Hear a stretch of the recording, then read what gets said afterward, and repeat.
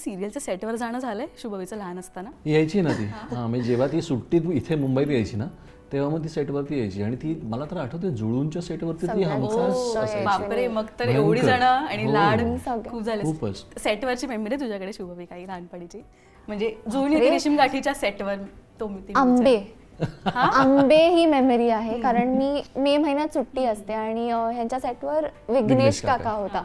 So ते त्यांच्या वाडीतले आंबे असतात. सो मला एकदा आठवत आहे, मी अशी रूममध्ये गेले ना तर वास होता रूममध्ये आणि तो असा आंब्यांचाच वास होता.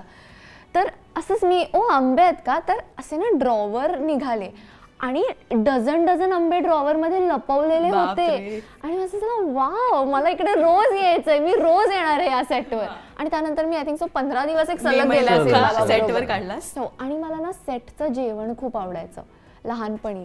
म्हणजे आम्ही डबा घेऊन जायचो, ही तिथलं जेवायची. मी तिकडचं जेवायचं, मला खूप आवडायचं सेटचं. मग पोळ्या वगैरे नाही ऑफकोर्स, बट ती रस्सा आमटी मला खूप आवडायचं. आणि असं असं तर मला सेटचं जेवण, तुम्ही जेव्हा घरचं मी ते जेवणार.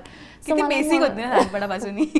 बघ ना, म्हणजे बेअर मिनिमम. येस. आणि तेव्हा तर म्हणजे ललित होता, आपली प्राजक्ता, ललित दादा माझा क्रश होता तेव्हा. Oh my God, as in crush होता. म्हणजे मला खूप आवडायचा तो. आणि मी लाजायचे वगैरे, म्हणजे मी बोलायचेच नाही त्याच्याशी, तो असं स्वतःहून नाही अशी मी लाजायचे आणि ते कळायचं. पण मला तो खूप आवडायचा लहानपणी.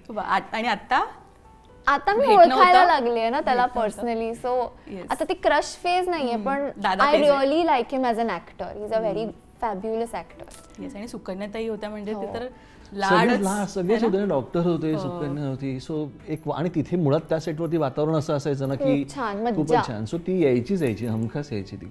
येस. आणि जुलिया सोबत तुझी मैत्री असेल ना? म्हणजे हो, सेटवर एकदा आय थिंक जुलिया पण आली. सो त्यांनी प्लॅन केलं होतं की सुकन्या मावशींनी सांगितलं होतं मी जुलियाला आणते आणि बाबा आता मग मी शुभवीला घेऊन येतो. सो आम्ही तेव्हा, आणि आय थिंक सो दुर्गा पण होती राईट. सो गिरीश शोकांची मुलगी ती पण होती. सो आम्ही तिघींनी खूप मजा केली, बिकॉज तिघीही मुली आणि ते असे गर्ली टॉपिक्स, मजा आली होती खूप.